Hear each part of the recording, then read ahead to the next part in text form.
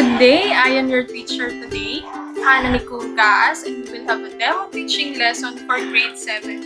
First, allow me to present our semi-detailed lesson plan in English, all about verbs and its tenses. Focuses on simple, present, and future tenses that has subject integration in ARALING PANLIPUNAN. But wait, I'm not alone. I'm with my beautiful colleague, Mr. Christian Esmeres. Thank you, Miss Gaas. My name is Christian Esmeres, and thank you so much for this wonderful day. Please allow us to start. First, let's have a prayer to bless our morning. Okay, Miss Cleo, can you lead us a prayer?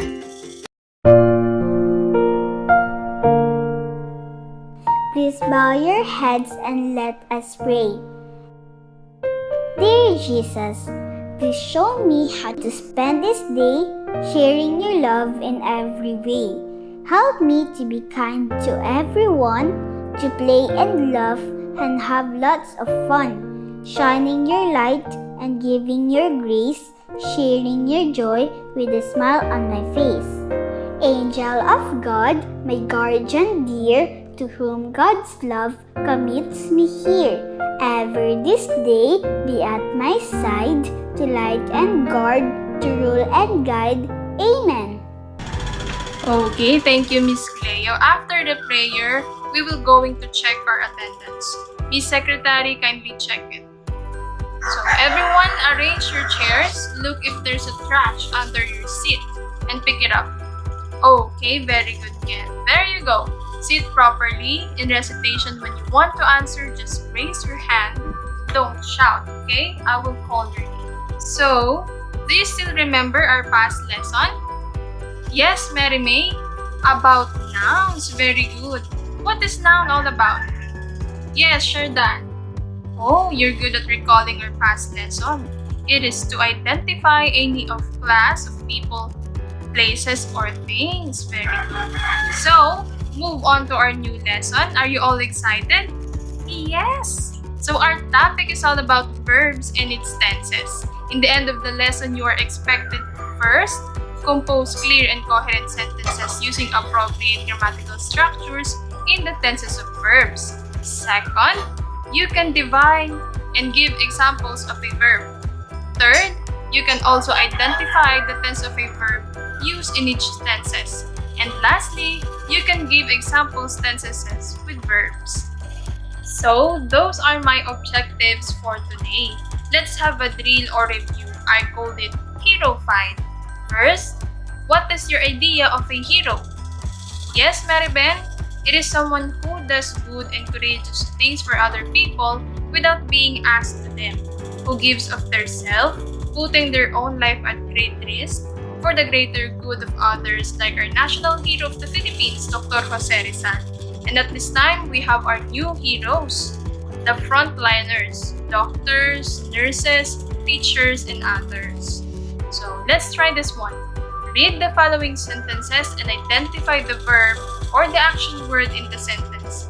I will review some of your past knowledge about verbs. Number 1.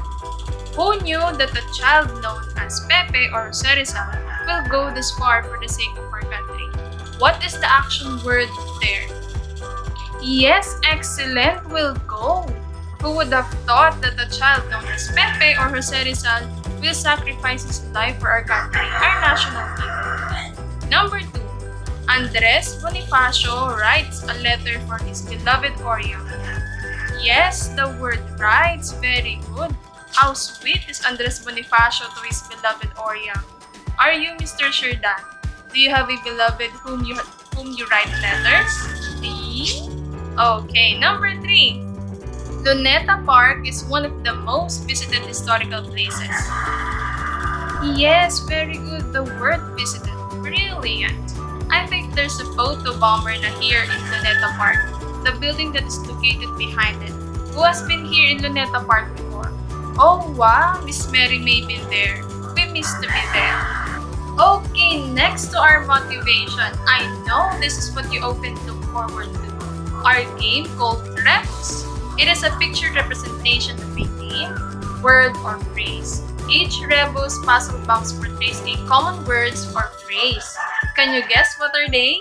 Are you ready? So let's have first an example. So as you can see, words, head, and heels. So what do you think is the word or phrase behind the puzzle? The upper part, there's a word head, and over it there's a word heels. So do you get it? Yes, very good. So try this one. It's almost time. So it means fallen in love. Very good.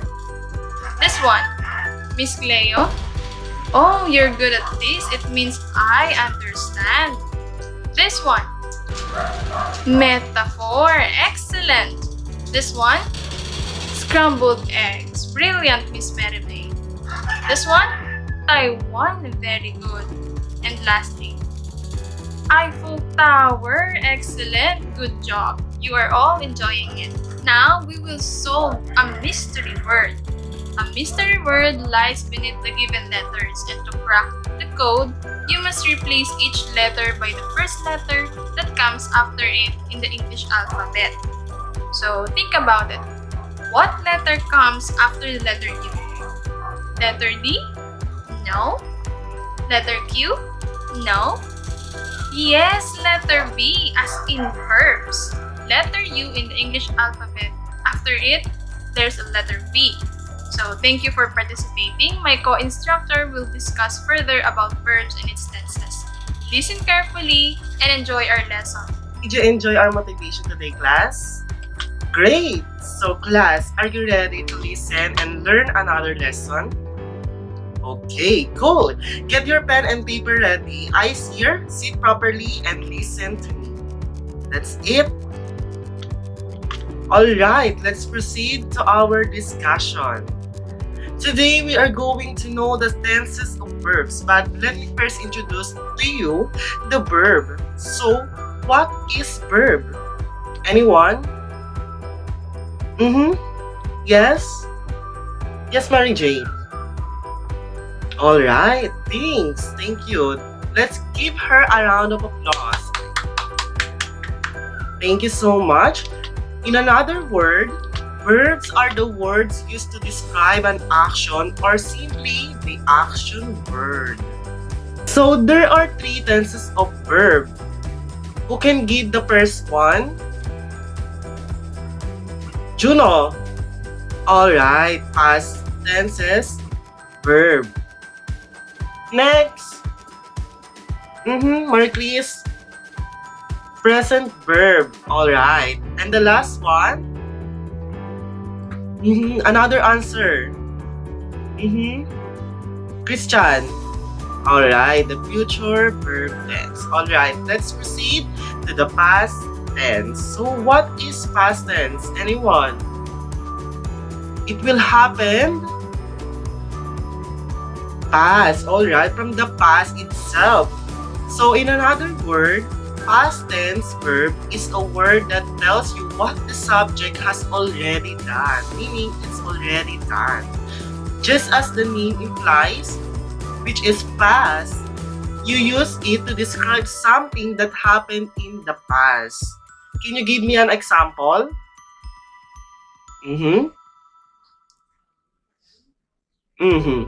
Alright. Here's another example. For example, Juan Luna painted the spolarium. Who can give the verb in this example? Alright, that's correct. Painted, that's the word, is the verb in this example. So, Juan Luna uses the past tense verb of paint to tell you what Juan Luna already made it. Did you get it, guys? Here's another example. They play chess with the Spaniards. What is the verb? Correct. They uses the past tense verb version of play. Play is the verb to tell you that they already made it with the Spaniards. Did you get it, my point, guys? Alright. So, We form the past tense by adding ed. Take note of that. When we use past tense of the verb, we adding ed to the base of the verb regardless of the subject. That's the only rule in past tense verb. Also, past tense of irregular verbs are formed by changing some letters of the verb. For example, let me show you the example, class. This is the example. Verb are in the left and the past tense are in the right.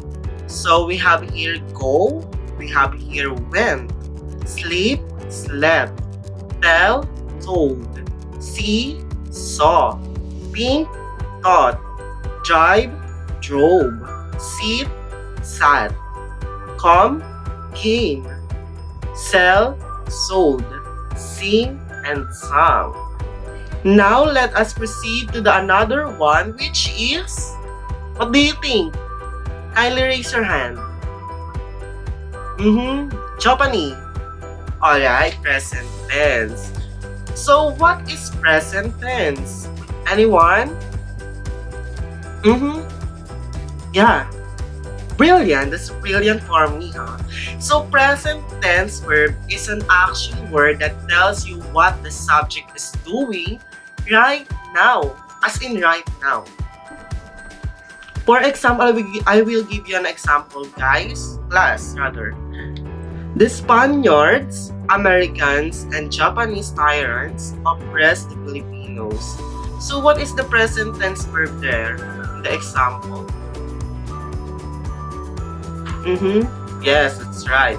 The present tense verb used in this example is the word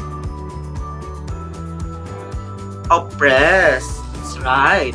In forming the present tense, we use the base form of the verb if the subject is what? Is plural. Alright. While we add s to the base form if the subject is singular. Okay. Here's another example. Can you read? So let me read, ha. Dr. Jose Rizal believes that the youth are the hopes of our nation. So, what is the present tense of the verb? Believe, alright. Dr. Jose Rizal uses the present tense of the verb believe to tell you that he is in the process of believing that the youth are the hopes of our nation. Did you get it, the point, class? Okay. Let's proceed to our last tenses of the verb, which is the first one. Alright, let's recall the first one is past tense. The second one, present tense. And then the last, future tense. That's correct. So what is future tense? Abigail. From the word itself, future. That's correct. Thank you, Abigail. Thank you so much. Future tense verb is a word that tells you an action that will take place at some point but hasn't happened yet. Meaning it will happen in the future. For example, I will give you an example for us to be able to understand what is future tense. We will dance tomorrow morning. So what is the future tense? As you can see in the example, adding the will to the verb dance, action word the dance, tells what we plan to dance tomorrow morning but hasn't started yet. Meaning we will add will in the action word verb which is dance. Another example. Louis will visit his grandmother next month. So what is the action verb here? So the action verb is the visit. But ins- we will, but we put will to make it future tense. So we form the future tense by adding or putting will or shall before the base form of the verb. Other ways of forming the tenses of verbs using is or are or was or were, will be or shall be plus ing of the verbs. Here's the example of the present tense. Listen up. Rizal is writing a novel. Is writing is the action. Writing is an action word. While in the past tense, Rizal was writing a novel. Sabihin. In other words, it was already done. Future tense, Rizal will be writing a novel. And then the present tense of this, the Spaniards are celebrating at the veranda. While the past tense, the Spaniards were celebrating at the veranda. They already celebrated. That's or the future tense we have here, the Spaniards will be celebrating at the veranda.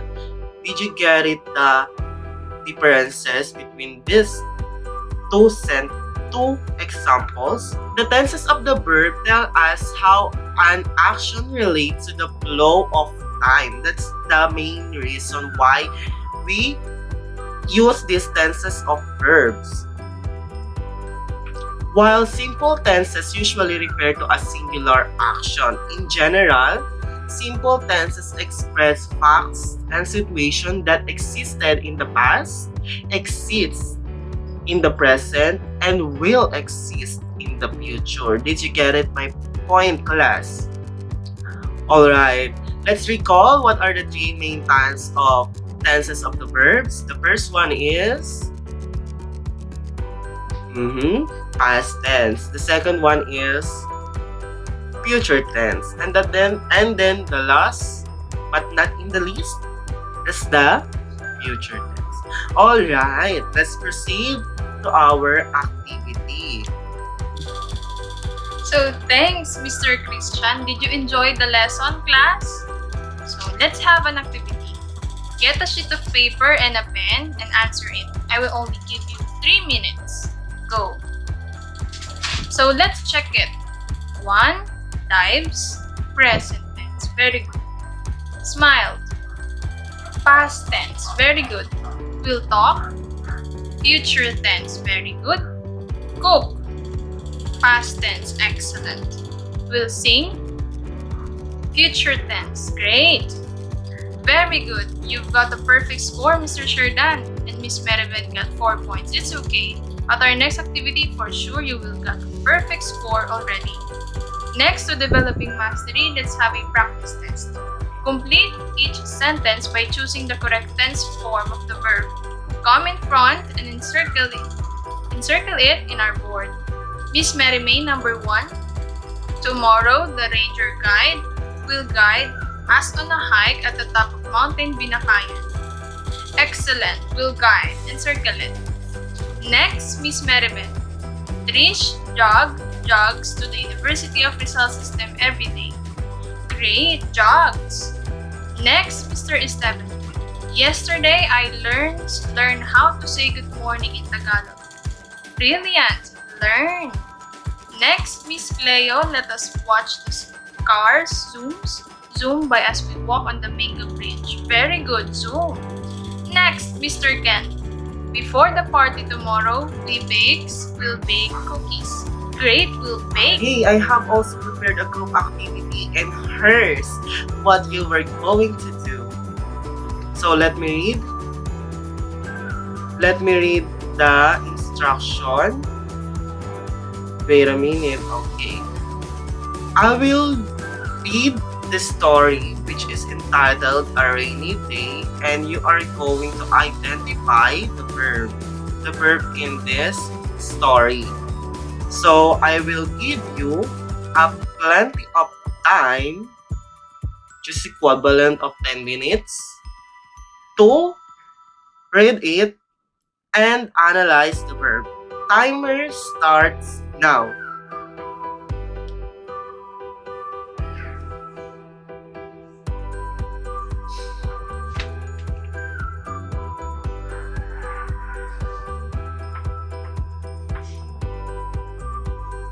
Time is up! Did you get the right answer, class? Alright, very good. This is brilliant for me, guys. So here our generalization. Let's proceed. Again, what is verb? Cassandra? Alright, thank you, Cassandra. Verb is a word used to describe an action. Then, what about the 3 tenses of the verbs? Give me one. That's correct. Another one? That's correct. That's a brilliant. Alright, that's correct, guys. The 3 tenses of the verbs are past, present, and future. And lastly, how do we form the tenses of the verbs? Correct. Very good.